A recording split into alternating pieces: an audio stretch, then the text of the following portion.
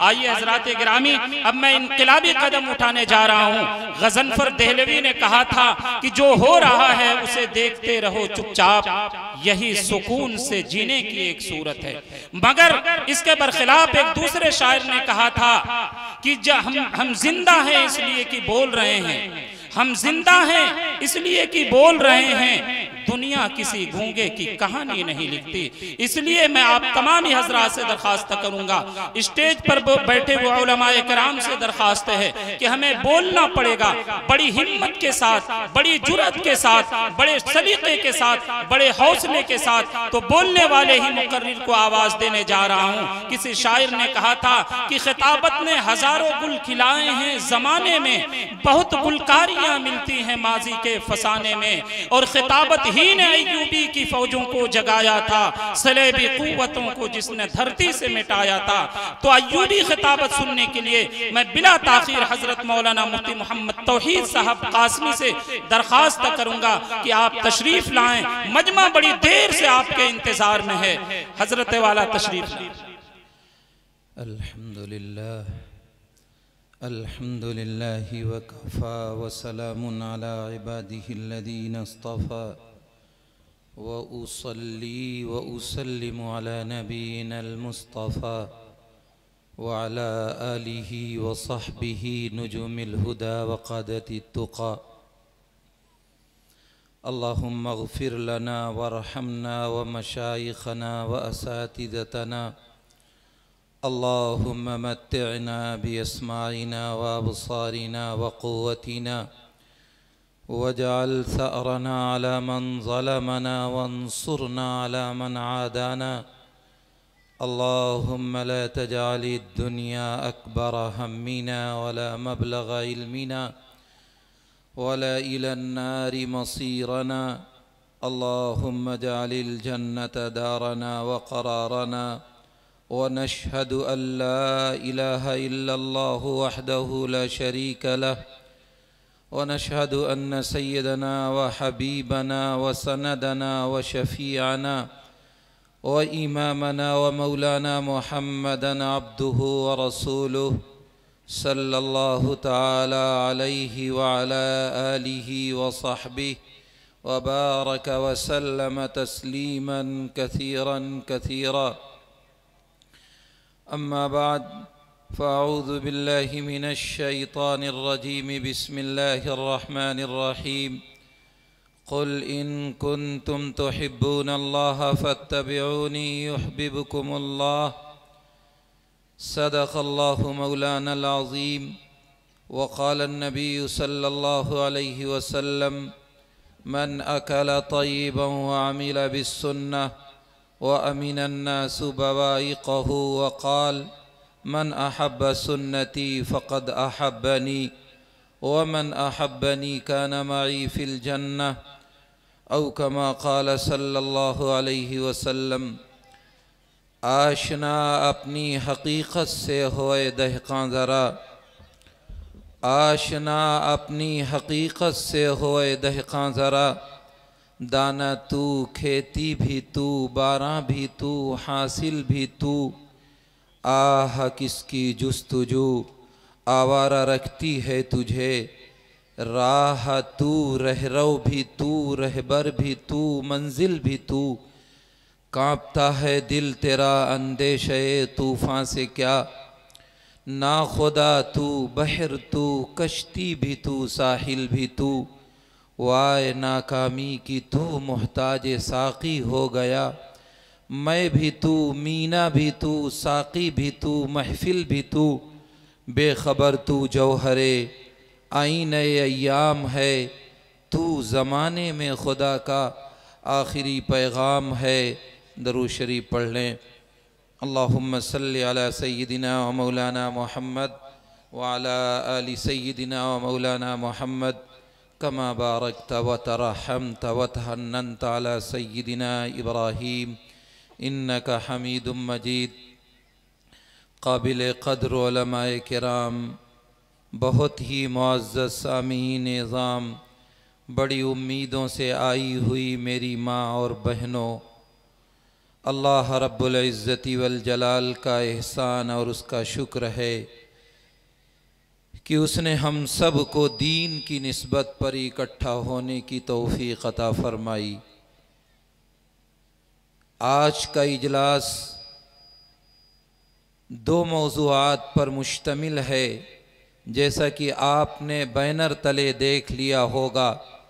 एक मौजू इस्लाह मुआशरा है और दूसरा मौजू हम्द व नात का है, और दोनों साथ साथ चल रहे हैं। इस्लाह मुआशरा की बुनियाद ही नबी करीम अलैहिस्सलातु वस्सलाम की बुनियाद है।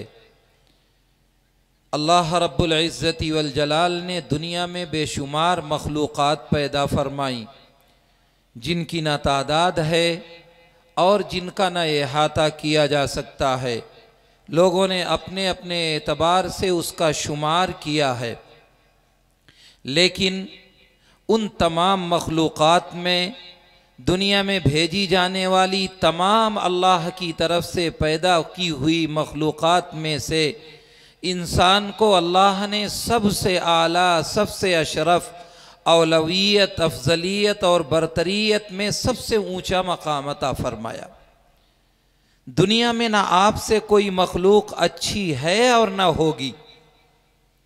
अल्लाह ने उसके लिए बेशुमार अलामतें दी आपको। अगर आप अपनी ज़ात में गौर करें, अपने इर्द गिर्द रहने वाले इंसानों में देखें, अपनी बूदोबाश, अपना रहन सहन, अपनी ज़िंदगी गुजारने का सलीक़ा, अपने अंदर रहने और खाने और पीने की चीज़ें, अगर आप इन चीज़ों को गौर करें तो ख़ुद पता चलेगा कि अल्लाह ने आपको कितना आला और अरफा बनाया। दुनिया के अंदर अल्लाह रब्बुल इज़्ज़ति वल जलाल ने इंसानों के ही लिए तमाम झमेले किए हैं। इंसानों के लिए है रहने के लिए महल्लात, ये बंगले, घर, ये बिल्डिंगें बनाई। आप किसी दूसरी मखलूक की बिल्डिंग नहीं देखी होगी। कभी आपने ये नहीं देखा होगा कि फुला इंजीनियर ने शेर के रहने के लिए बंगला तामीर किया है, फुला इंजीनियर ने, आर्किटेक्ट ने ये नक्शा जानवरों के रहने के लिए बनाया है। ये घर आपके लिए तामीर किए गए हैं, इसलिए कि आप अशरफ हैं। चलने के लिए आपको अल्लाह ने सवारियां दी, थोड़ी दूर जाने के लिए बाइक दी, और दूर जाने के लिए कारें दी, और दूर जाने के लिए रेलवे बनाई, और लंबा सफ़र करने के लिए एयरलाइंस का इंतज़ाम किया। अगर आपसे कोई पूछे कि आपके अलावा किसी का बस स्टॉप देखा है, किसी दूसरी मखलूक का कोई दुनिया में स्टेशन पाया जाता है, किसी दुनिया में पाई जाने वाली दूसरी मखलूक के एयरपोर्ट आपने देखे हैं, तो शायद दुनिया में कोई इसका जवाब नफी के अलावा नहीं दे सकता। ये आपके लिए अल्लाह ने क्यों बनाई? ये लिबास जो हमारा और आपका, गर्मियों के अलग, सर्दियों के अलग, चप्पल पहनने के लिए गर्मियों के अलग, शूज़ पहनने के लिए सर्दियों के अलग, ये चलना, ये फिरना, ये रहना, ये खाना, ये डिशें जो तरह तरह की हज़ारों किस्म की मेरे और आपके समाज में पाई जाती हैं, किसी जानवर को कभी आप इस तरह कोई भी डिश बनाते हुए कोई भी खाना देखा है? गोश्त मिल गया शेर को, यकीनन बहुत ताकतवर है।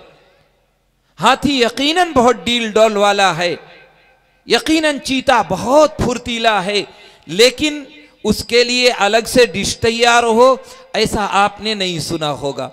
इसलिए मेरे अजीजों, ये सारी झमेले, ये अल्लाह के इनामात, ये सब हमें आपको अल्लाह ने क्यों दिया? कोई ना कोई तो मकसद होगा। अल्लाह ने दुनिया में हमें भेजा है, तो अगर जानवर ही बनाना होता तो जानवर हमें बना देता, ताकत देने होती शेर बना देता, डील डोल देना होता हाथी बना देता, या दुनिया की दीर मखलूक़ात में हमें शुमार करा देता।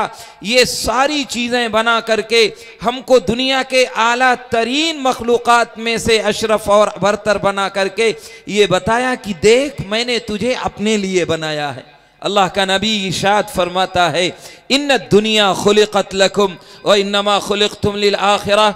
ऐ लोगो, मैंने तुम्हारे लिए दुनिया बनाई है। दुनिया की ज़ेब व ज़ीनत, दुनिया के साजो सामान, दुनिया का आयश व इशरत, मैंने आपके लिए बनाया है। व इन्नमा खुलिक़्तुम लिल आखिरह, लेकिन तुम दुनिया के लिए नहीं बनाए गए हो, तुम्हें अल्लाह ने अपने लिए बनाया है, तुम्हें अल्लाह ने आजमाने के लिए बनाया है, तुम्हें अल्लाह ने इम्तिहान के लिए बनाया है। ये दुनिया दारुल अमल है, यहाँ काम सिर्फ करना है। दारुल जज़ा अल्लाह के यहाँ मिलेगी, वो अमल का बदला वहाँ मिलेगा। जज़ा की जगह वो है। अगर दुनिया दारुल अमल के बजाय दारुल जज़ा होती तो अल्लाह ताला हमें और आपको इस दुनिया में रुसवा ना करता, अपने महबूब को गले में चादर का फंदा डाल के घसीटा ना जाता।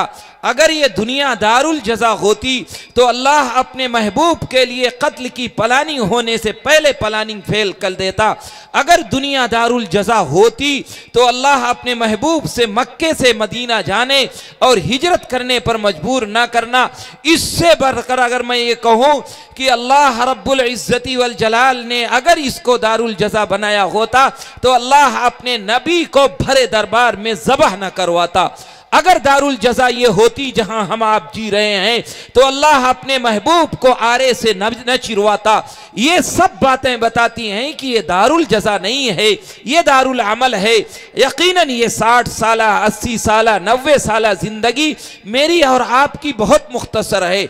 मेरी और आपकी ज़िंदगी का अगर तज्ज़िया आप करें तो ज़रा मैदान महशर से इस ज़िंदगी का तज्ज़िया करिए, कब्र से करिए कि कब्र में मेरे दादा, मेरे परदादा, मेरे पुरखे, मेरे नबियों का एक सिलसिला कब्रों में सो रहे हैं, और कब तक सोएंगे मेरे दादा और परदादा, मेरी नस्ल के लोग 1000, 2000, 4000, 10,000, कब कयामत आएगी किसी को नहीं पता।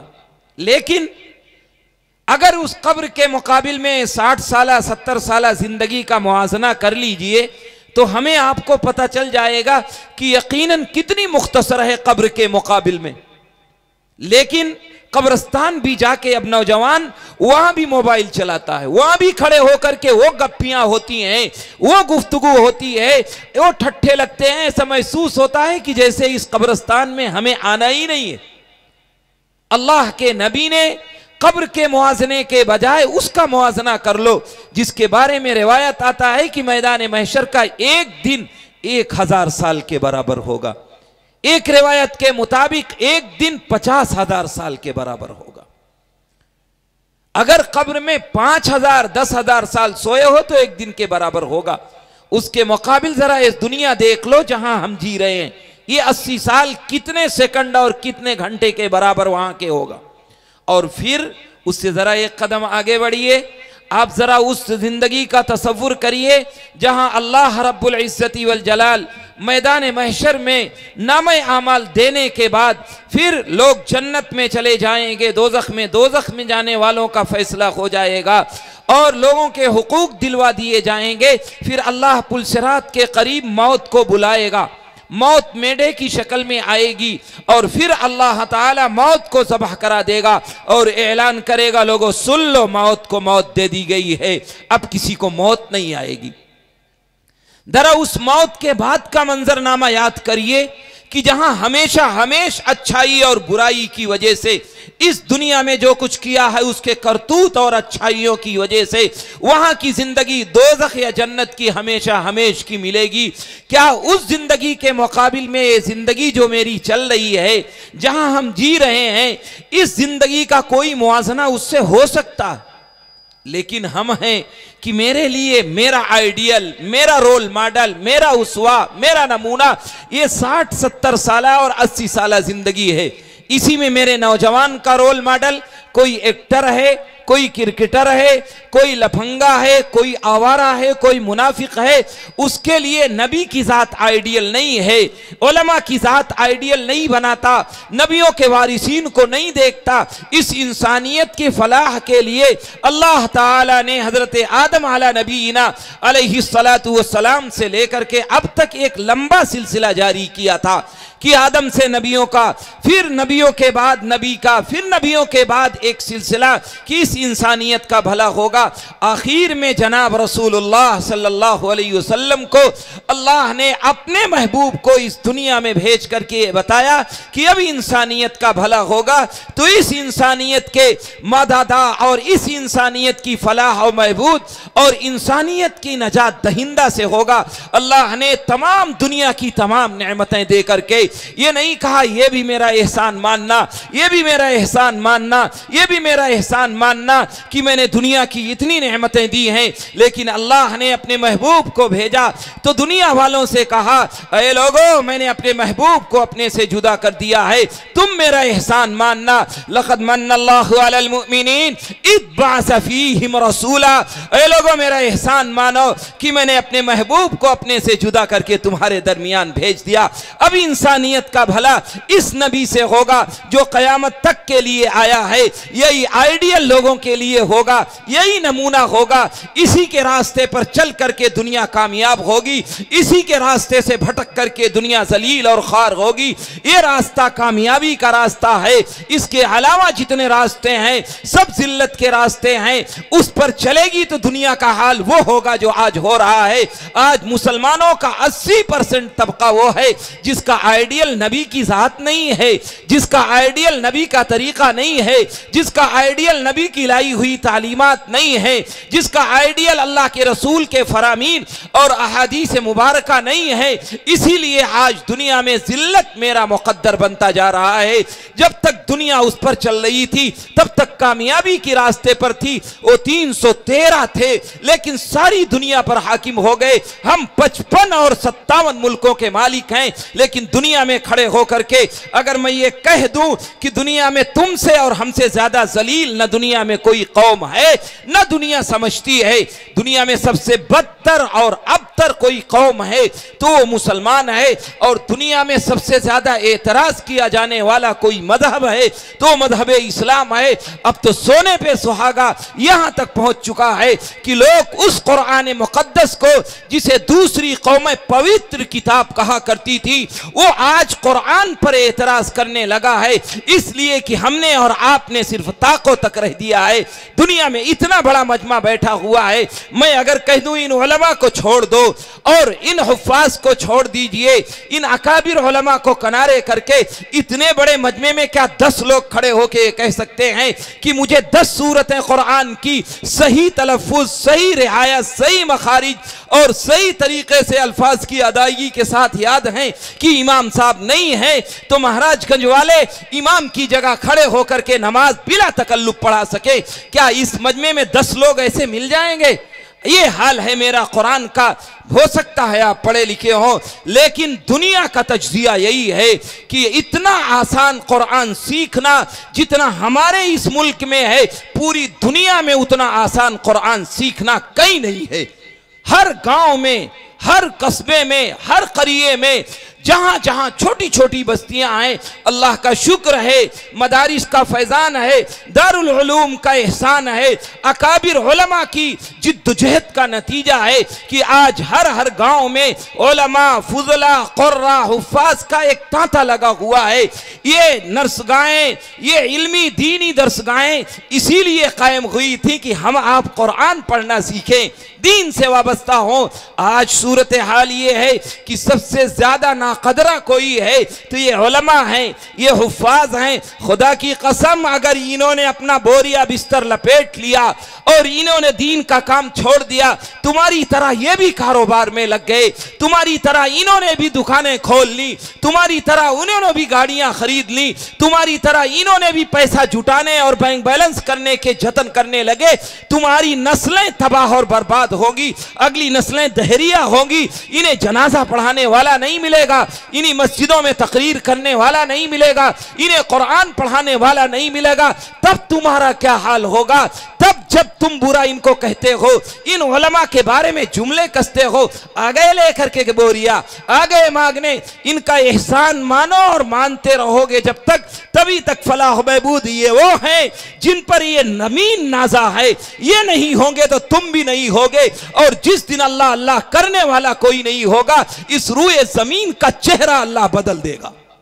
आप क्या समझते हैं ये टोपी वाले, ये कुर्ते वाले, ये कुरान वाले फजूल हैं? खुदा की कसम, अल्लाह हजरत नानातवी की रूह को चौगुना बदला दे, हम नहीं दे सकते। अगर उन्होंने मदारिस की बुनियाद दारुल उलूम की शक्ल में न डाली होती तो आज नतीजा स्पेन का होता, आज नतीजा बगदाद का होता, आज नतीजा दरक दे बेटा यार जा, आज नतीजा ये ना होता जो आज मेरे और आपके दरमियान है। इसलिए मेरे अजीजों, हालात को बहुत तेजी से करवट ले रहा है, तुम भी करवट लो। दीगर मज़ाहिब, दीगर फिरके वाले जो अदियान बातिला हैं, जिनका कोई मजहब नहीं है, जिनका कोई धर्म नहीं है, जरा गौर करके देखोगे तो महसूस होगा वो दिन ब दिन मजहब से करीब होते जा रहे हैं। और मेरा हाल ये है, मेरा नौजवान जिस पे कौम की रीढ़ की हड्डी की हैसियत है, मेरा नौजवान सुधर जाए तो अगली नस्ल कामयाबी पर दलील हुआ करती है। मेरा हाल और मेरी कौम का हाल ये है कि दिन ब दिन मजहब से दूर हो रही है। वो मजहब जो इंटरनेशनल था, वो मजहब जिसके लिए नबी ने कितनी जिद्दोजहद की थी, उस पैगाम को पहचाने के लिए सहाबा ने कितनी मेहनत की थी, वो पैगाम आज यतीम बन चुका है।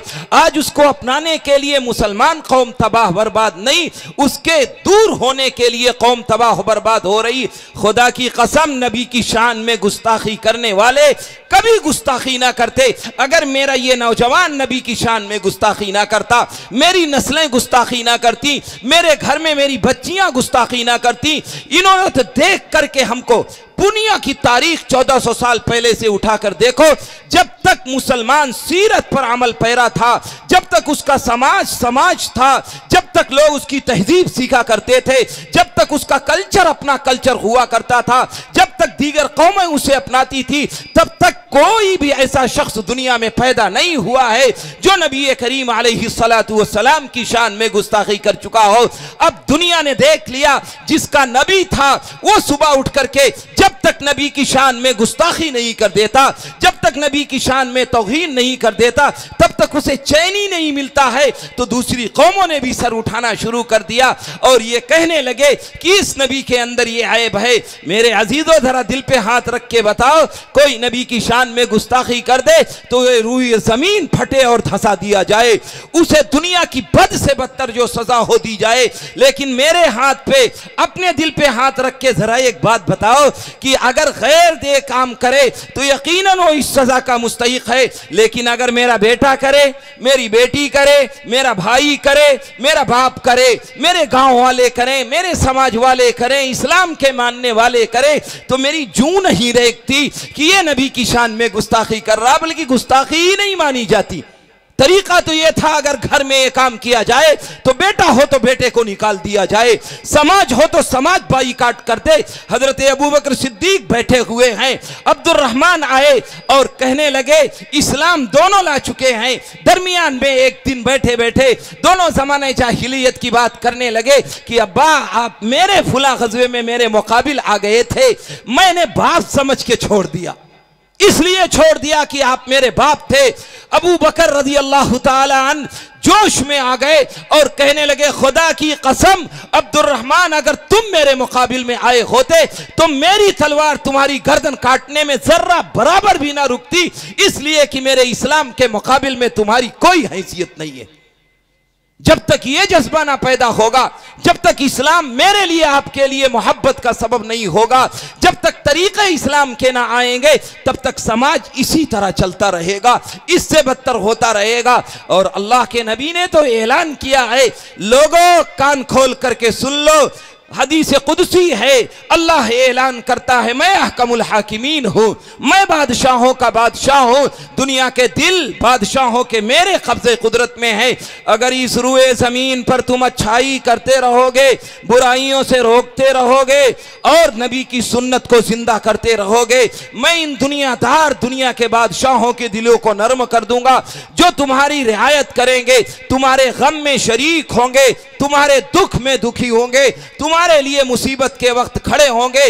और अगर तुम सुन्नतों का मजाक उड़ाने लगे, तुमने अच्छाइयाँ और बुराइयाँ छोड़ दी, तुमने शरीयत पर अमल करना छोड़ दिया, तो अल्लाह कहता है मैं उन बादशाहों के दिलों को सख्त कर दूंगा जो तुम्हें मारेंगे, सताएंगे, तकलीफ देंगे। तदऊनहु फला युस्तजाबु लकुम, तुम अल्लाह से दुआएं करोगे, अल्लाह तुम्हारी दुआएं कबूल नहीं करेगा। क्या वो दिन नहीं आ गया है? हालात दिन ब दिन बदलते नहीं जा रहे हैं और घर का गार्जियन अब सब चीज के लिए मेहनत करता है, लेकिन अपने बच्चों की तरबियत के लिए उसे टाइम नहीं है। वो स्कूल न जाए तो डांटेगा, वो ट्यूशन न जाए तो डांटेगा, वो होमवर्क करने के लिए बैठे अगर ना बैठे तो डांटेगा, लेकिन अगर नमाज का वक्त हो जाए, अजान हो, तो बाप के जू भी नहीं देखती कि बेटा तू भी जवान हो चुका है, तेरे ऊपर भी नमाज फर्ज है। बूढ़ा बाप तहज्जुद गुजार है, बूढ़ी माँ घर में तहज्जुद पढ़ती है, नौजवान बहू, नौजवान बेटी, नौजवान बेटा मर में सोते रहते हैं और बाप मस्जिद जाते हुए, माँ मुसल्ले पे जाते हुए उन नौजवानों के लिहाफ उड़ा के और चादर डाल के जाती है कि बेटे तेरे ऊपर नमाज फर्ज नहीं है, तुझे चलने की जरूरत नहीं है, मैं पढ़ रहा हूं। खुदा की कसम तुम अपनी तहज्जुद एक तरफ रख दो, फर्ज नमाज़ें एक तरफ रख दो, इनकी तरबियत की जिम्मेदारी भी तुम्हारी है। अल्लाह के नबी ने ऐलान किया है कुल्लुकुम राइन व कुल्लुकुम मसऊलुन अन रायती, तुम में से हर एक निगरान है, उसके बारे में क़यामत के दिन पूछ होगी। ये नस्लें जो हमने और आपको मिली हैं, ये दीन के लिए ठेकेदार जो हमको मिले हुए हैं, इन दीन की हिफाजत के जो बच्चे मिले हुए हैं, अगर इनकी तुमने तरबियत नहीं की, इनकी देख रेख नहीं की, तो हालात और बदतर होंगे। आप क्या समझते हैं कि मेरी जिम्मेदारी खत्म हो गई, कयामत का दिन होगा, हालात ना गुफ्ताबे होंगे, अल्लाह के सामने ये औलाद खड़ी होगी और इसके जुर्मों को गिनाया जा रहा होगा। ये हालात से ना गुफ्ताबे होंगे, नामे अमाल ना गुफ्ताबे हालत में पहुंच चुका होगा, दाएं के बजाय बाएं में मिलने वाला होगा। ये क्या कहेंगे? इन्ना अताना सादतना व कुबराना फज़ल्लूना सबीला, ऐ मेरे रब, ये मेरे आबा हैं, ये मेरे अजदाद हैं, ये मेरे घर वाले हैं, ये मेरे खानदान वाले हैं, ये मेरे पुरखे हैं, हमने इनकी मानी थी, इन्होंने मुझे गुनाह किया, इन्होंने गुनाह पर मजबूर किया, इन्होंने मुझे गुमराह किया, इन्होंने मुझे रसीद का रास्ता नहीं बताया, इन्होंने मुझे हालात से ना गुफ्ता नहीं किया, इन्होंने मस्जिद में हमें दीन नहीं सिखाया, इन्होंने मुझे पैसे की मशीन बनाई है। फिर क्या कहेगा? यही औलाद जिसके लिए हराम और हलाल का फर्क किए बगैर दुनिया में तुम हर चीज बेच देते हो, इन्हीं औलाद के लिए तुम भाई से लड़ लेते हो, इसी औलाद के लिए दूसरे की जमीन हड़प कर लेते हो, इसी औलाद के लिए हराम कमा करके बंगला बना करके जाते हो। ये क्या कहेंगे? रब्बना आतिहिम ज़िफ़ैनी मिनल अज़ाब, ऐ मेरे रब, ये मुझको रास्ता से गुमराह करने वाला है, ऐ मेरे रब, इसको दुगना अजाब दीजिए। बाप होगा तो बाप को औलाद कहेगी, खानदान होगा तो खानदान को। मैं अपनी तरफ से नहीं कह रहा हूं, ये कुरान कह रहा, रब्बना आतिहिम ज़िफ़ैनी मिनल अज़ाब, ऐ मेरे रब, इन्हें डबल सजा दीजिए। ये एक मुजरिम नहीं है, डबल मुजरिम है, ये तरबियत के भी मुजरिम है, ये रास्ता दीन का दिखाने के बजाय दुनिया का रास्ता दिखाया है, ये इसके भी मुजरिम है। मैं नहीं कहता इन्हें आलिम बनाओ, मैं नहीं कहता इन्हें हाफिज बनाओ, इन्हें मुसलमान तो बनाने के लिए शरीयत कहती है, इन्हें इस्लाम के साथ जोड़ने के लिए नबी का तरीका तो कहता है। हजरत ने जो इशारा किया, तुम्हारा कलमा सही नहीं है, तुम्हारी नमाज सही नहीं है, तुम्हारी पाकी और नापाकी का इल्म नहीं है, ये छोटी छोटी बातें हैं। इतना इल्म जरूरी है जितना हमारे और आपके ऊपर फर्ज है, ये मुसलमानों को जरूरत नहीं है। अभी मुरादाबाद में एक स्कूल खुला बड़े अच्छे पैमाने पर, दीन के नाम पर, ऐसा मदरसा, ऐसा स्कूल, एक पब्लिक स्कूल के नाम से, दार अरकम पब्लिक स्कूल। उसका मकसद था कि इंग्लिश मीडियम दीनी माहौल में पढ़ाया जाए। मुझे उसकी तफसील नहीं बतानी है। उसके टीचरों का जो इंतखाब हुआ छोटे छोटे बच्चों को पढ़ाने के लिए कि ये दीनी माहौल में कौन पढ़ाएगा, तो जो साहब इंटरव्यू लेने आए थे आलिम थे, मुझे उन्होंने खुद डायरेक्ट बताया, कोई बीच में वास्ता नहीं। वो मुझसे कहने लगे कि हजरत, मैंने आज 16 बच्चियों का इंटरव्यू लिया, एक बच्ची का नहीं, 16 बच्चियां, और वो 16 बच्चियां ग्रेजुएशन कर चुकी हैं, दीन से वाबस्ता हैं, घर का माहौल बहुत दीनदाराना है। कहने को उनके वालिदैन के चेहरे हमने बहुत सौ के देखे हैं कि अगर किसी आलिम के बगल बिठा दो तो लोग उससे पहले मुसाफा करेंगे, आलिम साहब से बाद में करेंगे। ये उनके घर के वालिदैन के चेहरे हैं। लेकिन वो मौलाना ने अजीब बात कही मुझसे, कहने लगे कि मैंने 16 बच्चियों से कोई उनका बायोडाटा नहीं पूछा, कोई उनके मार्क्स और नंबरात नहीं देखे, सिर्फ एक चीज पूछी। 16 की 16 बच्चियों को अलग अलग बुलाया और मैंने उनके सामने सिर्फ एक सवाल रखा, अल्लाह के रसूल के वालिद का नाम अब्दुल्ला था या अब्दुल मुत्तलिब? अल्लाह के रसूल के वालिद का नाम अब्दुल्ला था या अब्दुल मुत्तलिब? कितना आसान सा सवाल है। हजरत मौलाना कहते हैं दूसरे सूबे से आए थे, कहने लगे उन 16 बच्चियों में से 14 बच्चियों ने अल्लाह के रसूल के वालिद का नाम अब्दुल मुत्तलिब बताया, अब्दुल्ला उन्हें नहीं पता था। 2 बच्चियों ने सही नाम बताया 16 में से। जरा परसेंटेज जोड़ो। क्या मैंने घर में बिठा के कभी पूछा कि अल्लाह के रसूल के वालिद का नाम क्या है? क्या कभी पूछा अपने बच्चों को बिठा करके? क्या मेरे घर में कभी सीरत के दर्स और सबक होते हैं? क्या कोई किताब ऐसी है जो सीरत के नाम पर पढ़ी जाती है? हम हजरत मुफ्ती साहब हैं, हम जमाती साहब हैं, हम तबलीगी साहब हैं, मेरा वक्त लगा हुआ है, मैं मदरसे में जिंदगी भर पढ़ा रहा हूँ। क्या मेरी औलाद को भी कलमा सही याद है? क्या उसे भी सीरत के तरीके पता हैं? क्या उसके साथ वाबस्ता करने की दीन को जरूरत नहीं? अल्लाह के नबी ने फरमाया था अल्लिमू औलादकुम अला सलासी खिसाल, ऐ लोगों अपनी औलाद को 3 बातों की खसलत सिखाओ। हुब्बी नबीकुम सल्लल्लाहु अलैहि वसल्लम, अपनी औलाद को अल्लाह के रसूल की मोहब्बत दिल में दाखिल करो। अगर बच्चा बड़ा होगा उसके दिल में अल्लाह के रसूल की मोहब्बत होगी, खुदा की कसम वो दुनिया के किसी और को आइडियल और रोल मॉडल बना ही नहीं सकता। लेकिन तुमने तो उसे खुदरो दरख्त की तरह छोड़ दिया। वो स्कूल जाए, वो कॉलेज जाए, उसे सीरत बताने की जरूरत नहीं, उसे सूरत दुरुस्त करने की जरूरत नहीं। जब वो खुदरो पौधा होगा और बड़ा होगा तो आइडियल किसी एक्टर को, किसी क्रिकेटर को, किसी आवारा को, किसी लफंगा को, किसी मुनाफिक को, किसी गुनहगार को नहीं बनाएगा तो नबी की जात को कैसे बनाएगा?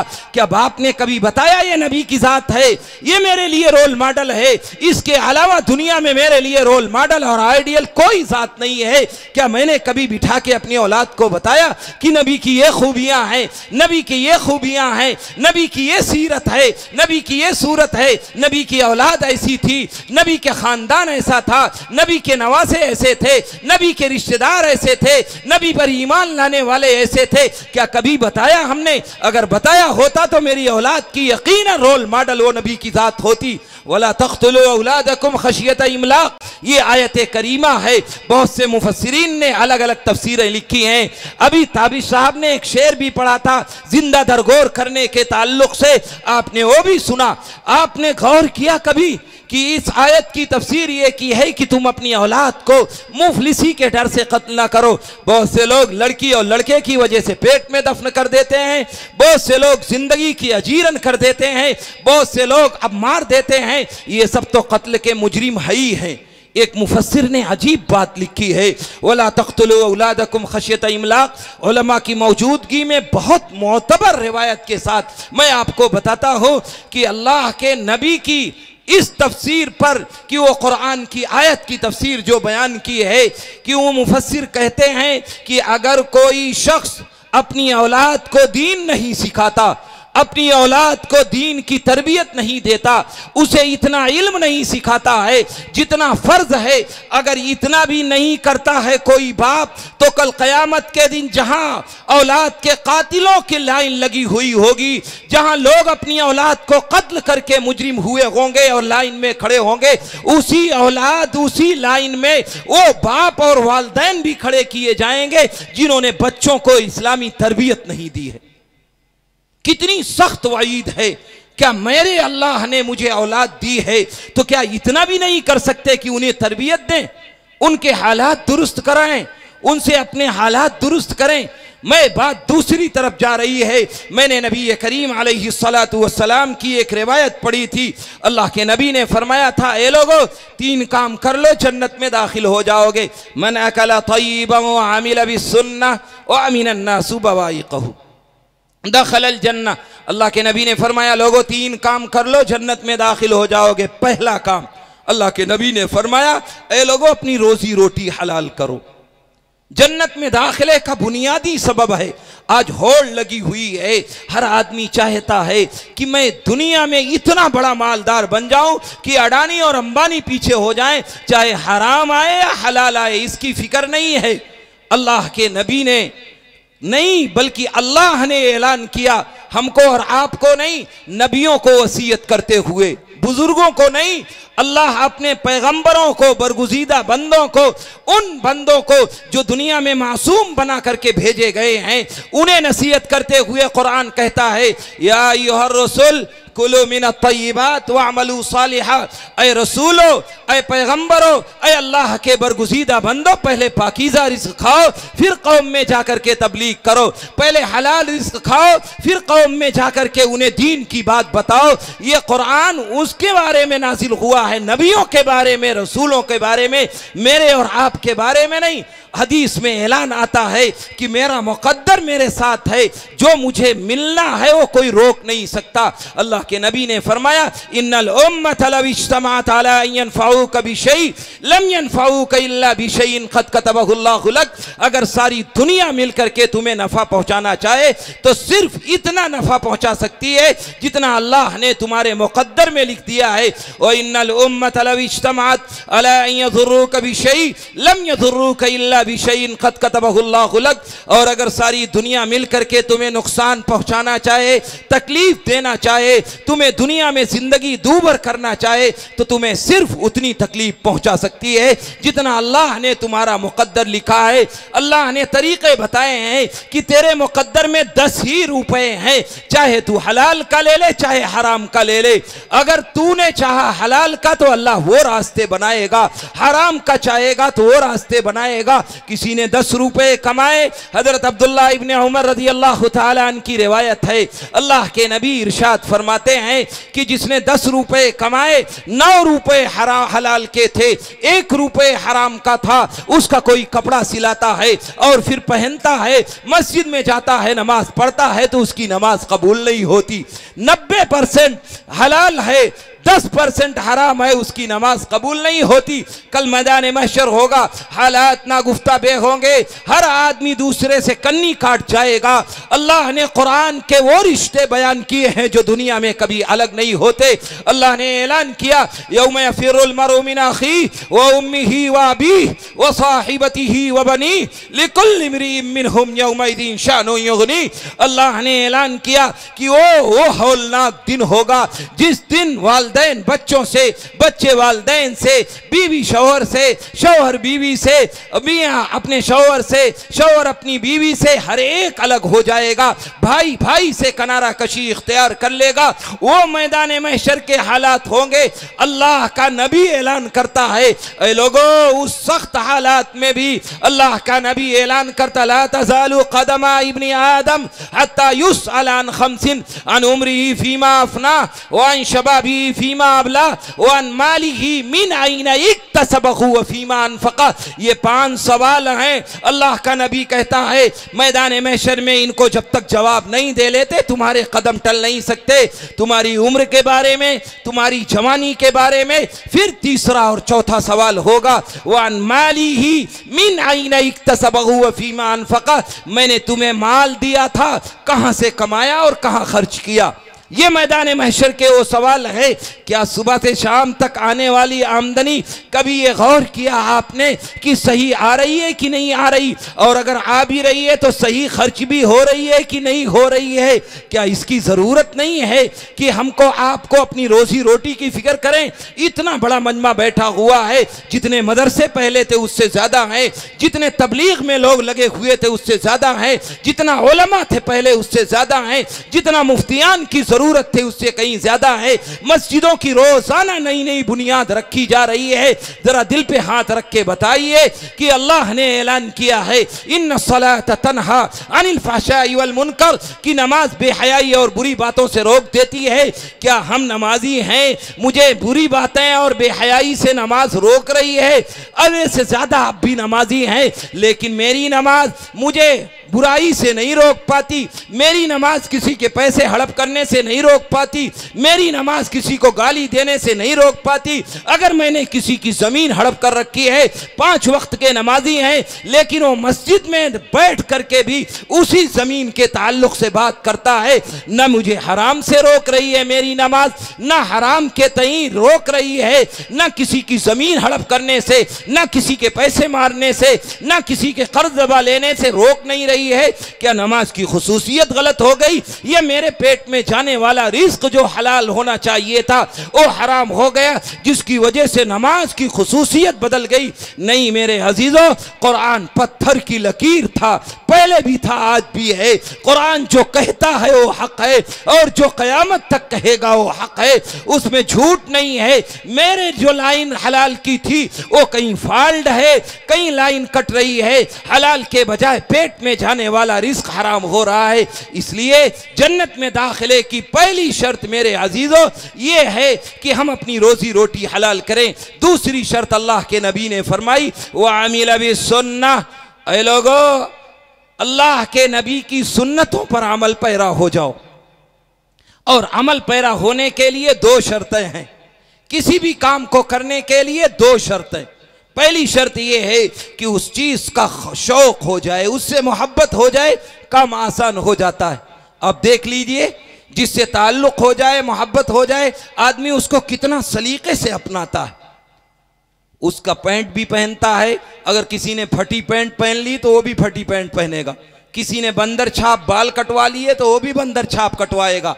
अब तो सूरत हाल ये हो रही है, छोटा सा मासूम सा बच्चा पैदा होता है, अल्लाह ने इंसान बनाया है, उसका बाप, उसका दादा नाई की दुकान पे, हेयर कटिंग सैलून पे जाकर के कहता है कि इसे अल्लाह ने इंसान बनाया है, जरा बंदर कट बना दीजिए, इसे खिंजीर छप बना दीजिए। ये बाप और दादा ये करते हैं अपने उस छोटे पोते के साथ। तो क्यों? इसलिए कि उस आइडियल से मोहब्बत है, उस बंदर छाप बाल कटवाने वाले से ताल्लुक है, इसलिए मैंने भी ये काम करना है और मैं भी कर रहा हूं।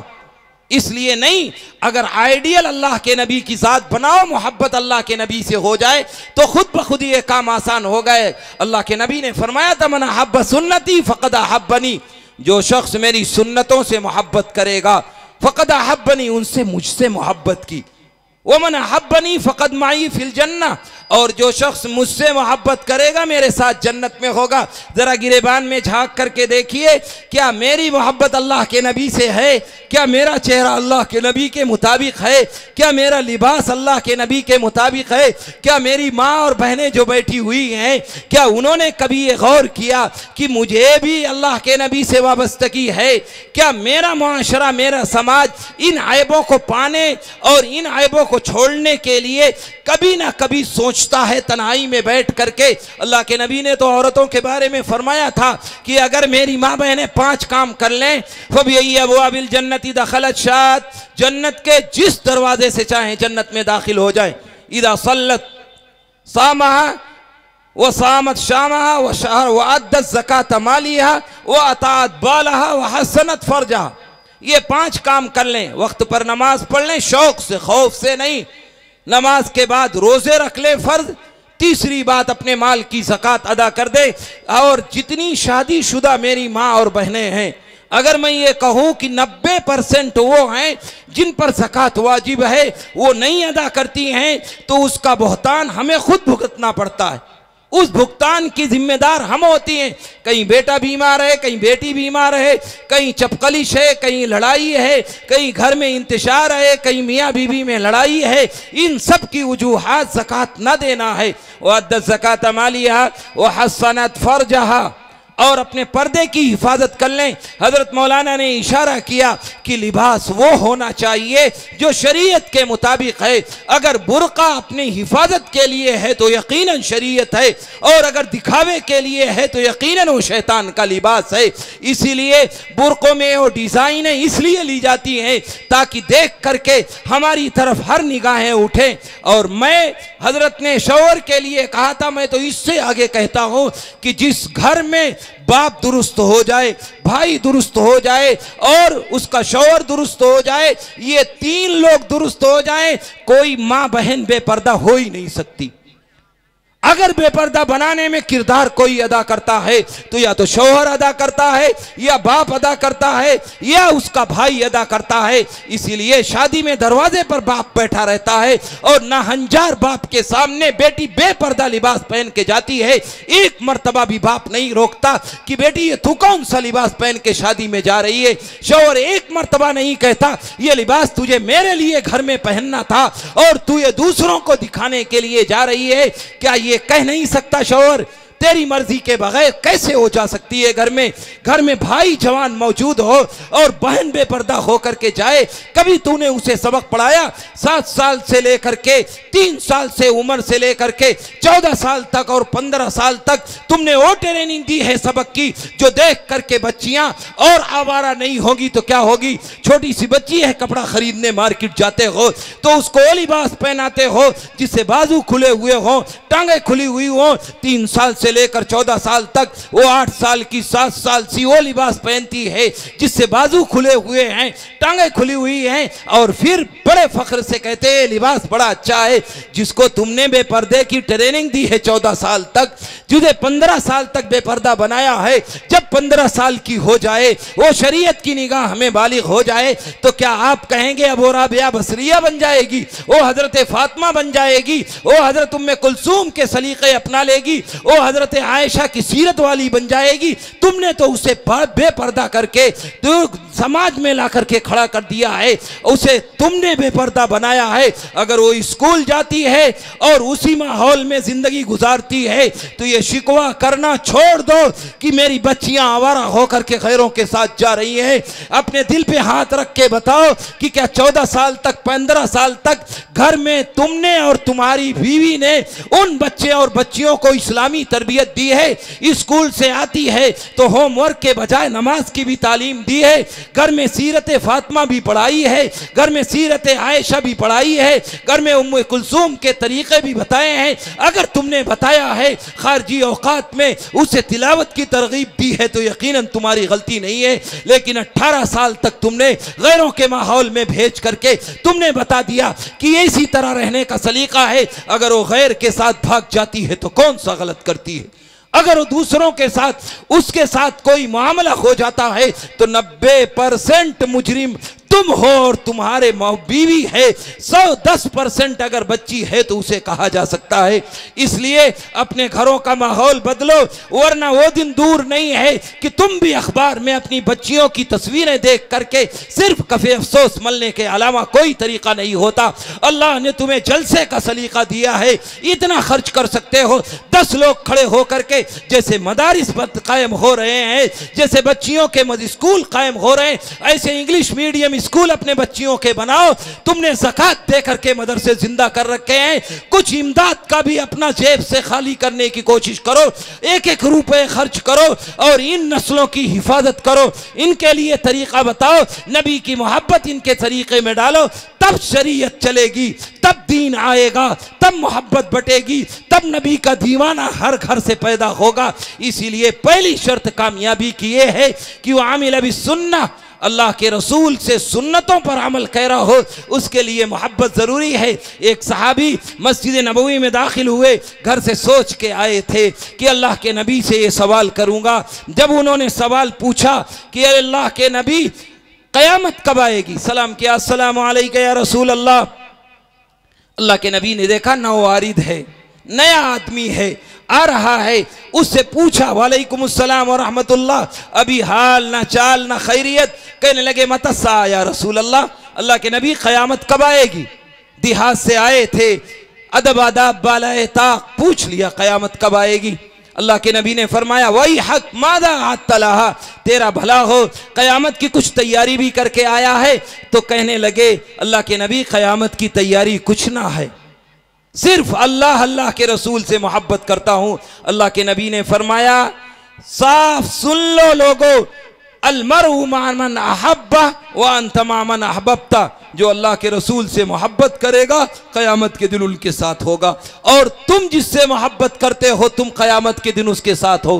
हजरत अनस इब्ने मालिक मजलिस में मौजूद हैं, वो कहते हैं मैंने सहाबा के चेहरों को पढ़ा, उन्हें गौर किया, इतनी खुशी उनके चेहरों से झलक रही थी। अगर सारी दुनिया की दौलत उन्हें दे दी जाती तो उन्हें शायद इतनी खुशी ना होती जितना आज अल्लाह के नबी के इस जुमले से हुई थी, जो अल्लाह के नबी ने फरमाया था, अलमरउ मा मन अहब्बा, ऐ लोगो जो अल्लाह के रसूल से मोहब्बत करेगा क़यामत के दिन अल्लाह के रसूल के साथ होगा।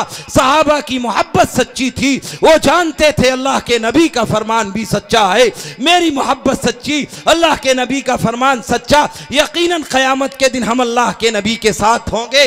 क्या हमें भी ये मोहब्बत है, या खुशी की मोहब्बत और गमी की मोहब्बत नहीं? अगर खाने पीने का मसला है तो किनारे डाल दो, अगर गमी का मसला है तो किनारे डाल दो, जो मेरी मर्जी के मुताबिक सुन्नतें हैं उन पर अमल पैरा हो जाए। शादी ब्याह में किसी से कह दीजिए भाई साहब सुन्नत के मुताबिक कर लीजिए, तो अगर बड़े बूढ़े से कह दीजिए दीनदार भी है और समाज में दीनदार समझा भी जाता है, तो कहता है मेरी औलाद जवान हो गई है नहीं मानती, और अगर बीवी से कह दो तो बीवी नहीं मानती, घर के बच्चे बड़े हो गए नहीं मानते, मेरा समाज नहीं मानता, दुनिया का खाया है मैं नहीं खिलाऊंगा तो क्या करूंगा। गोया ये तसल्ली देता है अपने आप को, अल्लाह और अल्लाह के रसूल को नाराज करके समाज में लगा हुआ है। अल्लाह का रसूल नाराज हो जाए, अल्लाह आसमान पर नाराज हो जाए, कोई फर्क नहीं पड़ता, समाज खुश रहे, दुनिया खुश रहे, घर वाले खुश रहे, गांव वाले खुश रहे, तूफ है और लानत है उस कौम पर जो अल्लाह और अल्लाह के रसूल को नाराज करके और दुनिया में आकर के दुनिया वालों को खुश करने के जतन करे। तुमने दुनिया को खुश करने के लिए कोशिश की, तुम यहां तक पहुंच गए, अल्लाह को कोशिश की होती तो अल्लाह दुनिया का नक्शा बदल दिया होता। अल्लाह के नबी ने फरमाया था, कैफ बिकुम इदा फसक फितियानुकुम व तगा निसाउकुम, तुम्हारा क्या हाल होगा जब तुम्हारी औरतें बेराह हो जाएंगी, तुम्हारे नौजवान सरकस हो जाएंगे। कालू या रसूल अल्लाह इन्न ज़ालिका लकाइनुन, अल्लाह के रसूल ये भी होगा। काल रसूलुल्लाह सल्लल्लाहु अलैहि वसल्लम नाम वाशद, अल्लाह के नबी ने फरमाया इससे सख्त हालात होंगे। कैफ बिकुम इज़ा लम तामुरू बिल मारूफ व तनहू अनिल मुनकर, तुम्हारा क्या हाल होगा जब तुम अच्छाइयों का हुक्म नहीं करोगे, बुराइयों से रोकोगे नहीं। फिर अल्लाह के रसूल से सहाबा ने पूछा, कालू या रसूल अल्लाह इन्न ज़ालिका लकाइनुन, अल्लाह के रसूल ये भी होगा। अल्लाह के नबी ने फरमाया नाम वाशद, इससे ज्यादा सख्त हालात आएंगे। फिर अल्लाह के नबी ने फरमाया इदा राइतुमुल मारूफ मुनकरन वल मुनकर मारूफन, गौर से हदीस के अल्फाज सुनिएगा। अल्लाह के नबी ने फरमाया तुम्हारे क्या हाल होगा जब तुम्हारे यहाँ अच्छाई को बुराई समझा जाने लगेगा और बुराई को अच्छाई समझा जाने लगेगा। जब ये अल्लाह के नबी ने फरमाया तो उस वक्त सहाबा कांप गए, कहने लगे अल्लाह के नबी ये भी हालात आएंगे कि लोग अच्छाई को बुराई और बुराई को अच्छाई समझने लगेंगे। अल्लाह के नबी ने फरमाया नाम वाशद, इससे भी ज्यादा सख्त हालात आएंगे। आज देख लीजिए कोई अच्छा टोक दे आदमी तो कहते हैं बड़ा नेक है मुझे पता है, बड़ा दीनदार है मुझे पता है, अपने घर की खबर ले, यानी ये नहीं सोचता मुझसे गलती हो रही है, मैं बुराई पर चल रहा हूं, ये मेरे लिए खैर ख्वाह है, मेरे लिए चाहता है। तुम क्या समझते हो? अल्लाह के नबी ने दूसरी रिवायत में इस्तेमाल ये कहा इज़ा ज़हबा सिद्क़ व रुफ़ियतिल अमाना वस्तुख़िफ़ फ़िस्सलाह व ज़हरल लिवाततु वज़्ज़िना व तशब्बहर रिजालु बिन्निसा फ़लियंतज़िरू अमरल्लाहि या इबादल्लाह। जब सच्चाई का जनाजा निकल जाए, जब अमानत में खयानत होने लगे, जब इन मस्जिदों में ढील दी जाने लगे, जब ज़िना और लिवातत आम हो जाए, फ़लियंतज़िरू अमरल्लाहि या इबादल्लाह, ऐ अल्लाह के बंदो अल्लाह के अज़ाब का इंतज़ार करना। क्या वो दिन नहीं आ गया है? सच्चाई का जनाजा नहीं निकल गया है, अमानत में खयानत नहीं हो रही है, मस्जिदों में ढील नहीं दी जा रही है। देख लो कितना बड़ा गांव है और फजर की नमाज में जाकर के देख लो कितने नमाजी हैं और कितनों को मुसलमान कहा जा सकता है। क्या आज मस्जिदों में ढील नहीं जा रही है? ज़िना और लिवातत आम नहीं है, आंख का ज़िना, कान का ज़िना, और जिसको हकीकी ज़िना का मौका मिले वो भी कभी चूकता नहीं है। और अब तो उस जुल्म पर जुल्म ये हो रहा है कि आदमी किसी से गलत ताल्लुकात होते हैं तो फखरिया अपने दोस्तों में बताता है कि मेरे फुला से ताल्लुक है। वो कौम गैरत के धंस के क्यों मर नहीं गई जिस कौम का हाल ये था। शाम के इलाके से चला करती थी एक औरत बेपर्दा, मदीना पहुंच जाती थी, उन जवालों जिनकी जवानी पे रश्क आता था उनकी निगाहें भी उस औरत बेपर्दा पर नहीं उठती थी। आज मेरे समाज का हाल ये है कि आज चचाजाद भाई से चचाजाद बहन महफूज नहीं है, खालाजाद भाई से खालाजाद बहन महफूज नहीं है, पड़ोसी की बच्ची से पड़ोसी से महफूज नहीं है। वो समाज जो गैरों की इज्जतों की हिफाजत किया करता था, उसकी अपनी बहनें अपनों से महफूज नहीं है। तुम क्या कहते हो गैर मेरी तरफ देख रहा है? हमने कौन सी अपनी माँ बहन की हिफाजत कर ली है? कौन सा हमने उनकी हिफाजत इज्जतों की कर ली? और जिस घर में जवान बेटी हो, दुख के साथ कहना पड़ता है कि जब तक शादी करके रुखसत ना कर दे तब तक बाप की नींद रातों की उड़ चुकी होती है। किससे? उन चचाजाद भाइयों से, उन पड़ोसियों से, उन खानदानी नौजवानों से जिन्हें चाहिए था कि अपनी बहन की इज्जत की हिफाजत करता, वो खुद उसकी इज्जत की नीलामी में लगा हुआ है। तुम क्या समझते हो गैरों की निगाहें? हम अपनी निगाहों से पहले हिफाजत कर ले, फिर गैरों को ताने दिया करेंगे। कुरान ने ऐलान किया था, वो इन ततवल्लौ यस्तब्दिल कौमन गैरकुम सुम्मा ला यकूनु अमसालकुम। ऐ लोगों, अपनी रविश बदलो, अपना तरीका बदलो, अपना समाज बदलो, अपनी तहजीब बदलो, अपना कल्चर बदलो, अपनी सकाफत बदलो, वरना वो दिन दूर नहीं है जब अल्लाह ताला तुम सबको बदल देगा, दूसरी कौम पैदा करेगा जो मेरी और आपकी तरह नाफरमान नहीं है। तारीख उठाकर देख लो, रूस टूटने से पहले 100 साल कम्युनिस्टों की हुकूमत में रहा है और 100 साल कुरान पढ़ना तो दूर की बात है, उन्हें कुरान देखना नसीब नहीं हुआ है। और 100 साल में कौन सा इलाका है? लंबी हो जाएगी बात। इमाम बुखारी पैदा हुए बुखारा मौजूद है, इमाम तिरमिज़ी पैदा हुए तिरमिज़ शहर मौजूद है, अल्लामा मिर्गिनानी जैसा मोतबर शख्स पैदा हुआ और हिदायत जैसी मोतबर किताब लिख के चला गया। सारी दुनिया उसके मसाइल पर हश हश करती है और जिंदगी गुजारती है। वो मिर्गिनान में पैदा हुआ। ये सारे इलाके उसी में हैं, लेकिन कौम ने नाफरमानी की। ये 1% उलमा, ये 2% हुफ्फाज़ किराम, ये कुर्रा 98% की जिम्मेदारी नहीं ले सकते हैं। इन 2% के सुधरने से कौम का सुधरना नहीं कहा जा सकता। कौम सुधरेगी जब 100% होगी। 2% नाअहल होंगे, 2% नाफरमान होंगे, 98% सुधरेंगे जब कौम का सुधरना कहा जाएगा। अल्लाह एक मर्तबा मौका देता है, 10 मर्तबा नहीं देता। बगदाद तारीख उठाकर देख लो, रूस की तारीख उठाकर देख लो।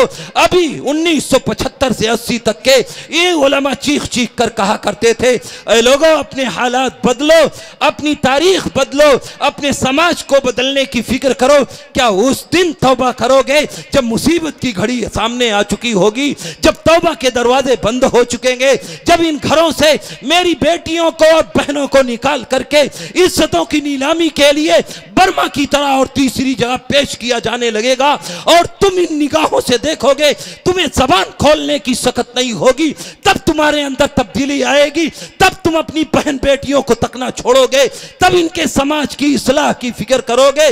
और कौम फिक्र ना करे तो कोई नहीं बदल सकता। ये उलमा बदल लेंगे, ये हुफ्फाज बदल लेंगे, ये अइम्मा बदल लेंगे, जिन्हें तुम कौड़ी भी नहीं समझते कि इमाम है या सर खरीद गुलाम होता है। समाज का मामूली आदमी भी इमाम साहब को डांट देता और कहता है आपसे गलती हो रही। वो मुक्तदा थे, वो पेशवा थे, उन्हें 1% के बदलने से तुम बदल जाओगे?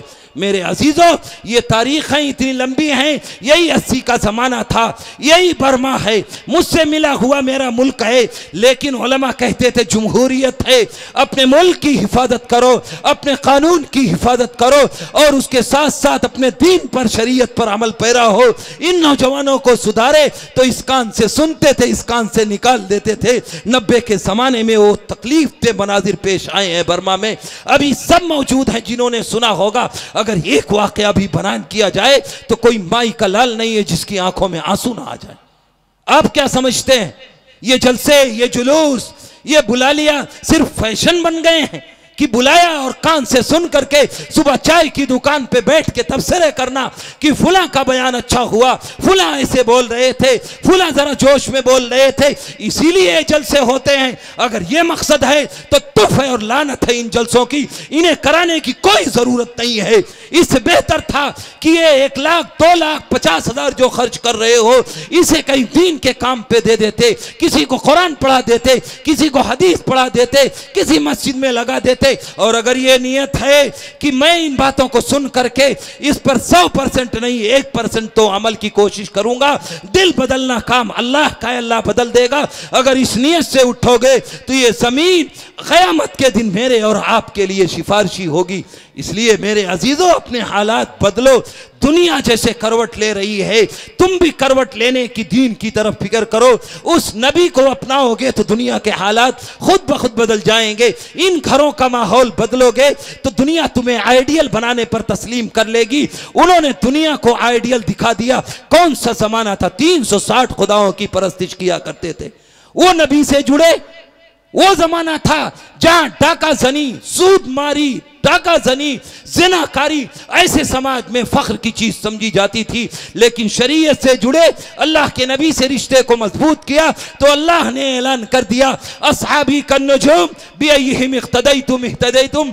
मेरे नबी, इनको कह दीजिए जो आपके मानने वाले हैं, ये सितारों के मानिंद हैं, ये जिनके इनके पीछे चलने की सआदत मिल गई वो कामयाब हो जाएगा। वह कुल्लु वअदल्लाहुल हुस्ना, अल्लाह के नबी ने ऐलान किया। खुद कुरान कहता है कुल्लु वअदल्लाहुल हुस्ना। नबी जी, इनसे कहिए इनके लिए जन्नत पक्की हो चुकी। आप क्या चाहते हैं कि जन्नत मेरे लिए लिखी ना जाए? जन्नत मेरे लिए बनाई गई है। हर आदमी से कह दो भाई साहब जरा चेंज करिए अपनी जिंदगी, तो क्या कहता है? बड़ी आसानी से कह देता है। अल्लाह बड़ी मगफिरत करने वाला है, अल्लाह बड़ा रहीम है, अल्लाह बड़ा करीम है। अल्लाह इतना सस्ता है कि तुम्हें घर बनाने के लिए 10 चीज़ों का जतन करना पड़े, सीमेंट लानी पड़े, ईंट लानी पड़े, बजर फुट लाने पड़े, रेत लानी पड़े, मेमार तलाश करना पड़े, आर्किटेक्ट तलाश करना पड़े, इंजीनियर से नक्शा बनाना पड़े, तब एक कुटिया तैयार होती है जिसमें 2 चारपाई रख के तुम रात को सो लेते हो। और खाना पकाने के लिए, एक रोटी तैयार करने के लिए इतने जतन करने पड़ते हैं। सालन बनाने के लिए सारी मार्केट की चीजें लाई जाती हैं। सालन से भी सस्ती अल्लाह की मगफिरत, रोटी से भी सस्ती अल्लाह की मगफिरत, घर की तामीर से भी अल्लाह की मगफिरत, जो हमेशा हमेश के लिए जन्नत दिलवाने वाली चीज है। शैतान ने बहका करके बता दिया कि कहां चक्कर में पड़े हो। अल्लाह बड़ा रहीम है, अल्लाह बड़ा करीम है। इन्न बत्श रब्बिका लशदीद, अल्लाह की पकड़ भी बहुत सख्त है। वमन अरज़ान ज़िक्री फ़इन्न लहू मईशतन ज़नका। ऐ लोगों, जो मेरे नबी के तरीके से एराज करेगा, मेरे दीन से एराज करेगा, मेरे कुरान से एराज करेगा, मैं उसकी दुनियावी जिंदगी तंग कर दूंगा। वनहशुरुहु यौमल क़ियामति आमा, आगे अल्लाह ने ऐलान किया दुनियावी जिंदगी तंग होगी और क़यामत के दिन इन नाफरमानों को उठाऊंगा तो नंगा अंधा उठाऊंगा, इनकी आंखें भी नहीं होंगी। ये कहेंगे ऐ अल्लाह, मुझे अल्लाह अपनी आंखें दी थी, मैं तो दुनिया में बीना था, मैं तो देखता था, मैं तो अंधा नहीं था। अल्लाह कहेगा तुमने मुझे दुनिया में भुला दिया, मैंने तुझे मैदान महशर में भुला दिया। क्या कहोगे? अब अल्लाह से तौबा कर लूंगा, अब मेरे लिए दुनिया में भेज दीजिए। काफिरों की तरह हम आप भी सदा लगाएंगे या लैतनी कुन्तु तुराबा। नहीं मेरे अजीजों, ये दारुल अमल है, यहाँ अपनी जिंदगी सुधारनी होगी। वमन आरज़ान ज़िक्री, चीख रहा है कुरान। एक जगह अल्लाह डराने के लिए कहता है फमन शाअ फलियुमिन वमन शाअ फलियकफुर, जो चाहे अल्लाह को माने, जो ना माने। इन्ना अतदना लिल काफिरीन नारा, हमने नाफरमानों के लिए आग तैयार कर रखी है। उलाइका अल्लज़ीना इम्तहनल्लाहु क़ुलूबहुम लित्तक़वा, अल्लाह ने इम्तिहान लिया सहाबा का, तो हम बगैर इम्तिहान के कामयाब हो जाएंगे। एक जगह अल्लाह फरमाता है अलम यानि लिल्लज़ीना आमनू अन तख़शा क़ुलूबहुम लिज़िक्रिल्लाह, क्या अभी अल्लाह से डरने का वक्त नहीं आया? क्या अभी अल्लाह से खौफ खाने का वक्त नहीं आया? क्या अभी अल्लाह के सामने खड़े होने का डर पैदा नहीं हुआ? अलम यानि लिल्लज़ीना आमनू अन तख़शा क़ुलूबहुम लिज़िक्रिल्लाह, ईमान वालों कब डरोगे? फुज़ैल इब्न अयाद पता के लूटा करते थे, घर से छलांग लगा रहे थे दूसरे घर पर, ये आवाज एक औरत से पढ़ते के कानों में पड़ी, वही कदम रुक गए और इतने बड़े बुजुर्ग बने कि दुनिया मिसाल उनकी बुजुर्गी की देती है। क्या ये आयत आज चीख के नहीं कह रही है, अलम यानी लिल्लज़ीना आमनू, ऐ ईमान वालो क्या अभी वक्त नहीं आया है कि तुम अल्लाह से डरो। दूसरी जगह कुरान कहता है वमन यब्तगी गैरल इस्लामी दीना फलन युक़बल मिन, ऐ लोगो जो इस्लाम के अलावा दीन तलाश करेगा, इस्लाम के अलावा आइडियल बनाएगा, इस्लाम के अलावा तरीक़े को अपनाएगा, फलन युक़बल मिन, अल्लाह के यहाँ वो काबिल कबूल नहीं है। या अय्युहल्लज़ीना आमनू उदखुलू फिस्सिल्मि काफ़ा, ऐ लोगों पूरे पूरे इस्लाम में दाखिल हो जाओ। क्या आधा तीतर आधा बटेर अल्लाह नहीं चाहता? क्या हालात नहीं है? क्या ये कुरान के फरामीन नहीं है? क्या मेरी जिंदगी को मुहासबा करने का भी वक्त नहीं आया? क्या हमने बुढ़ापा आ गया, दाढ़ियां पक गई, शरीयत के मुताबिक के बजाय खिलाफ करते करते अब भी दाढ़ी मुड़वा के टहलता है, सुबह नाई की दुकान पे जाता है और पैरों से नबी की सुन्नत को कुचलता है। अब छुरियां आ गई हैं, सिमट गया है चेहरा, कोई देखने वाला नहीं है, लेकिन नाई की दुकान पे खड़े होके कहता है कि मैं फख्र से कहता हूं कि नबी की सुन्नत को जिंदगी भर जितना हमने तौहीन की है कोई माई का लाल पैदा नहीं हो सकता। हम और आप करेंगे तो यही हाल होगा। ऐ लोगों बदलो, आखिर कब बदलोगे? हालात कब बदलेंगे? दुनिया में अल्लाह मौके एक मर्तबा देता है। अभी लॉकडाउन का ज़माना गुजरा, मुसीबत आ गई थी, लोग मिलना छोड़ दिए थे, मस्जिदों में ताले लग गए थे। क्या अब भी चाह रहे हो दोबारा ताले लग जाएं, दोबारा कवानीन बना दिए जाएं, दोबारा इन मस्जिदों में जूझ दिया जाए और हमें जाने की इजाज़त ना मिले? क्या फिर लॉकडाउन का इंतज़ार कर रहे हो? अल्लाह ने मौका दिया तुम्हें। क्या जितने लोग लॉकडाउन से पहले नमाजी थे सब नमाजी हो गए? क्या अल्लाह की इस हौलनाक सज़ा की इबरत ले ली हमने? अगर ली है तो अल्लाह का शुक्र मनाओ, और अगर आपने तौबा नहीं किया है, हमने आपने हालात नहीं बदले हैं, तो ये सोच लो जो अल्लाह उस लॉकडाउन पर कादिर था वो अब भी कादिर है। हमारा और आपका अल्लाह मोहताज नहीं है, ना था ना कहीं है। अल्लाह हिफाजत करने पर आएगा अपने दीन की, तो मेरी और आपकी क्या बसात। बगदाद का इलाका देख लीजिए जहां घर घर दीन की शुआएं फूटती थी, शादियां लाइब्रेरी और कुतुब खानों की बुनियादों पर हुआ करती थी, लेकिन वो दिन आया, अल्लाह ने तातारियों को मुसल्लत किया और ये कैफियत आई कि इतना बड़ा पुल मुसलमानों की लाशों से दरिया दजला पर बन गया था कि एक साथ कई कई ट्रक गुजर सकते थे, और एक महीने मुसलमानों के खून से दरिया दजला का पानी स्याह और काला रहा है। लेकिन उन मुसलमानों को देख करके तारीख लिखने वाला मजबूरन ये लिखता है कि ऐसा महसूस हो रहा था अब इस रूए ज़मीन में शायद कोई अल्लाह अल्लाह कहने वाला ना रहे, लेकिन अल्लाह जिसकी हिफाजत करे उसे कौन चखे।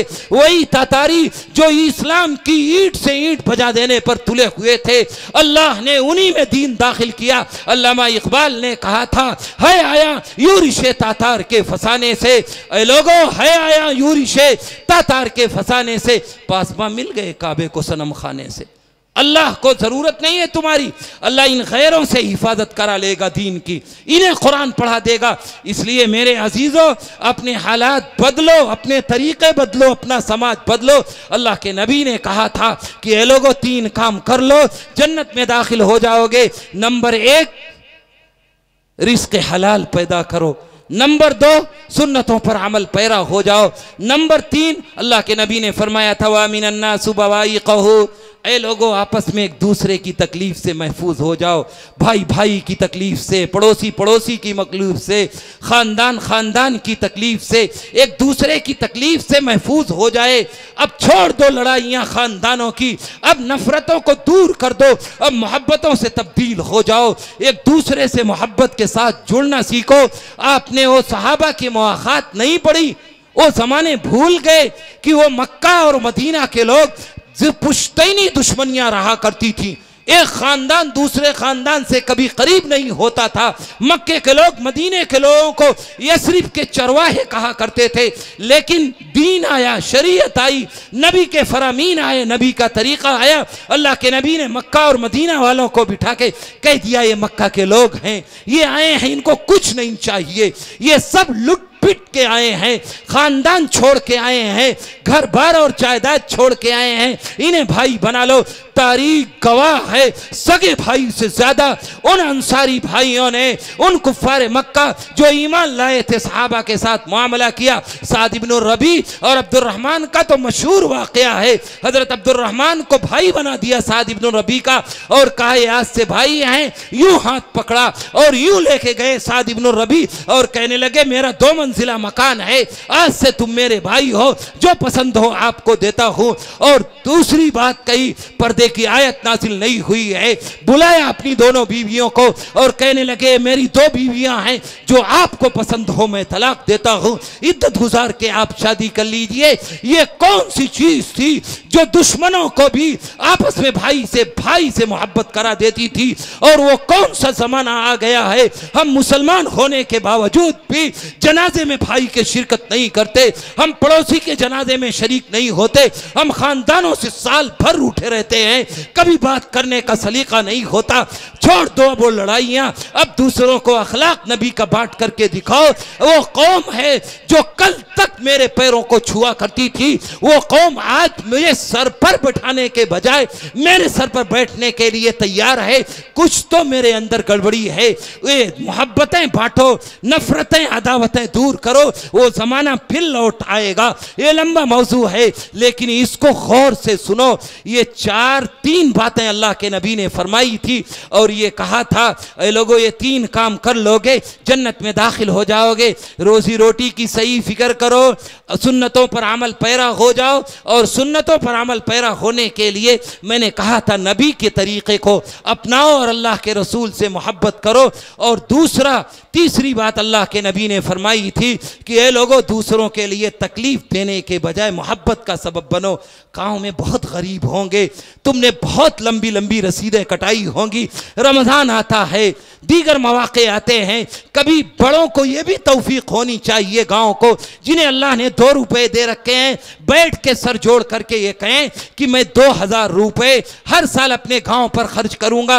रमज़ान में बैठ के तलाश करो कि मेरे गाँव में गरीब कौन है, मेरे गाँव में किस बच्ची गरीब है जिसकी शादी नहीं हो रही है। 100 आदमी खड़े हो जाएंगे 2 लाख हो जाते हैं। जिस गरीब की छत नहीं होगी छत पड़ जाएगी, जिस गरीब की शादी नहीं हो रही होगी बेटी की उसकी शादी हो जाएगी। तुम इन कामों को मामूली काम समझते हो। हजरत अब्दुल्ला इब्न अब्बास मस्जिद नबवी में मोतकिफ हैं। एक दिन के एतकाफ का सवाब यह है कि अल्लाह के नबी फरमाते हैं इस रूए जमीन और आसमान के दरमियान जितना फासला है अल्लाह मोतकिफ के एक दिन का सवाब यह है कि जहन्नम से इससे कई गुना दूर कर देता है, इससे कई बड़ी खाइयां खोद देता है। इतना बड़ा सवाब है। हजरत अब्दुल्ला मोतकिफ हैं। अब्दुल्ला इब्न अब्बास एक उदास आदमी पहुंचता है और ये कहता है कि मेरा कर्ज था।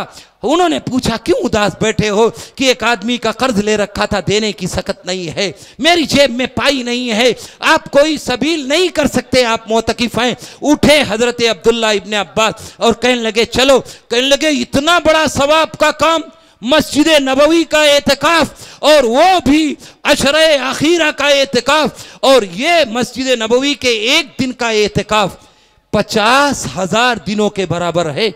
एक नमाज 50,000 नमाजों के बराबर है। इतना बड़ा सवाब आप छोड़ के जा रहे हैं। अपने बाएं हाथ में जूते लिए, दाएं हाथ से उसका हाथ पकड़ा। जब उसने जुमला कहा आप क्यों छोड़ के एतकाफ जा रहे हैं, उस अल्लाह के नबी की कब्र अतहर की तरफ इशारा किया इन उंगलियों से। फरमाया मैंने इस साहिबे कब्र सल्लल्लाहु अलैहि वसल्लम को यह फरमाते हुए सुना है कि अगर कोई किसी इंसान की, किसी मुसलमान की नहीं, किसी इंसान की मदद के लिए कोशिश करता है तो अल्लाह उसको 10 साल के एतकाफ का सवाब अता फरमाते हैं। एक दिन का नहीं। हम क्या अपने लिए कर रहे हैं? मेरे बंगले तैयार हो रहे हैं, मेरी गाड़ियां तैयार हो रही हैं, मेरे बैंक बैलेंस हो रहे हैं। कभी गरीब पड़ोसी का भी ख्याल करो, पड़ोसी के कितने हुकूक हैं। ये 3 काम करो, अल्लाह तुम्हें दाखिल जन्ना, जन्नत में दाखिल करा देगा। मैंने अल्लामा इकबाल के अशार कहे थे और यहाँ पढ़ने का वो नहीं है, लेकिन मैंने इसीलिए कहा था कि सोचो कि नूरे हिदायत का परचम जनाबे मोहम्मद ने कैसे उड़ाया, ये सोचो कि दब्तों को कैसे उभारा, ये सोचो कि गिरतों कैसे संभाला, ये सोचो कि क्या चीज थी जिसके बल पर अकेले खुदा के पैगंबर ने उठकर उलट दी थी ऐवान रूमा की मसनद, पलट दी थी सेहरा नशीनों की काया। वो जुरास सरापा और हिम्मत मुजस्सम और रातों का आबिद और दिन का सिपाही, वो जिसने सियासत की जुल्फे सवारी, वो जिसने फकीरी में की बादशाही। अगर उससे कुछ भी अकीदत है तुमको तो अपना वतीरा बदलना पड़ेगा, ज़बाने निफाक और अमल से गुजर कर सदाकत के सांचे में ढलना पड़ेगा। खबर दे रहा है मोहम्मद का उसवा कि ऐसा नहीं है मुसलमान होना, बहुत इम्तिहानात दरपेश होंगे, बहुत सख्त राहों पे चलना पड़ेगा। अल्लाह हम सबको कहने से ज़्यादा अमल की तौफीक अता फरमाए। ये उंगली जो दूसरों की तरफ उठा करती है अल्लाह अपने ऐबों की जानिब उठाने वाला बनाए। आमीन व आखिर दावाना अनिल हम्दुलिल्लाह।